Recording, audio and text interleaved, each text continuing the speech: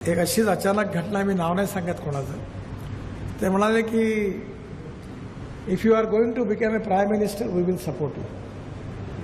म्हणलं why you should support me and why I should take your support. To become a prime minister is not aim in my life.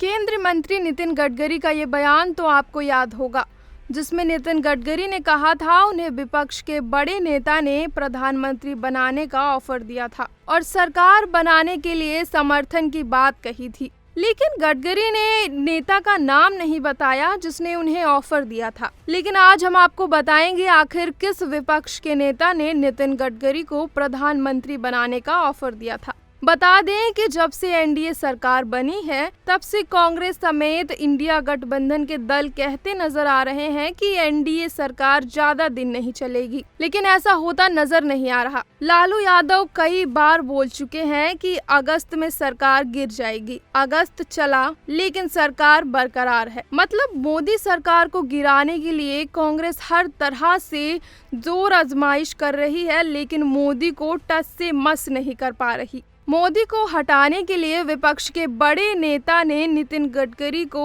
तोड़ने की कोशिश भी की, लेकिन Nitin Gadkari party के साथ जुड़े रहे. लेकिन आज हम उस बड़े नेता का नाम बताने जा रहे हैं जिसने नितिन गडकरी को प्रधानमंत्री बनाने का ऑफर दिया था. सबसे पहले आप ये बयान सुनिए. काफी साल हो गए मैं राजनीति में हूं और मैं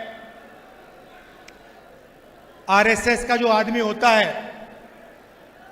और जो कांग्रेस का कार्यकर्ता होता है उसमें जो फर्क होता है 1 सेकंड में पहचान लेता हूं. मुझे दिखते ही पता लग जाता है ये कांग्रेसी है या फिर ये आरएसएस बीजेपी का आदमी है. सुना आपने, राहुल गांधी ने कहा और उनके बयान के क्या मतलब है. दरअसल आज राहुल गांधी ने सोनीपत के गोहाने में रैली को संबोधित किया. अपने भाषण की शुरुआत में राहुल गांधी ने कहा कि आरएसएस के जो कार्यकर्ता होता है और कांग्रेस का जो कार्यकर्ता होता है उसमें जो फर्क होता है उसे 1 सेकंड में पहचान लेता हूँ. देखने से पता चल जाता है कौन कांग्रेसी है, कौन बीजेपी और आरएसएस का आदमी है. ये स्टेज देखो आप, ये देखो इनके चेहरे देखो, ये सब मुस्कुरा रहे हैं. ऐसे ही हमारे कार्यकर्ता होते हैं. 24 घंटा आपको खुश दिखेंगे, चेहरे पे मुस्कान दिखेगी. और बीजेपी के नेता, बीजेपी के कार्यकर्ता ऐसे होते हैं, 24 घंटा वो ऐसे रहते हैं. आप इनके चेहरे देखो, मोदी जी का चेहरा देखो, राजनाथ सिंह जी का देखो, मोहन भगवत जी का देखो, इनके सब कार्यकर्ताओं का चेहरा देखो, वो ऐसे देखेंगे.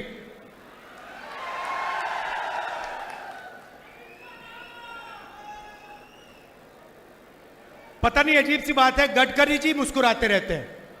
उन्होंने आगे कहा कि कांग्रेस के कार्यकर्ता बब्बर शेर हैं, हमेशा खुश रहते हैं, लेकिन बीजेपी और आरएसएस के कार्यकर्ताओं का मुंह हमेशा लटका रहता है. राहुल गांधी ने आगे कहा आप नरेंद्र मोदी का चेहरा देखो, राजनाथ सिंह का देखो, मोहन भागवत का चेहरा देखो, इनके किसी भी कार्यकर्ता के चेहरे को देखो, इनके चेहरे पर हंसी नहीं दिखेगी सिवाय नितिन गडकरी जी को छोड़कर. राहुल गांधी ने नितिन गडकरी को छोड़कर पूरी आरएसएस और बीजेपी को लपेट दिया. राहुल गांधी के ये शब्द इशारा कर रहे हैं कि राहुल गांधी ने ही नितिन गडकरी को प्रधानमंत्री बनाने का ऑफर दिया होगा, क्योंकि राहुल गांधी बखूबी जानते हैं कि नितिन गडकरी बीजेपी के वरिष्ठ नेता हैं, जिनकी प्रधानमंत्री मोदी और अमित शाह से बिल्कुल नहीं बनती. राहुल गांधी ने सोचा होगा कि अगर बीजेपी से गडकरी प्रधानमंत्री बनेंगे तो कोई भी इनकार नहीं करेगा, क्योंकि गडकरी की एक साफ सुथरी इमेज रही है.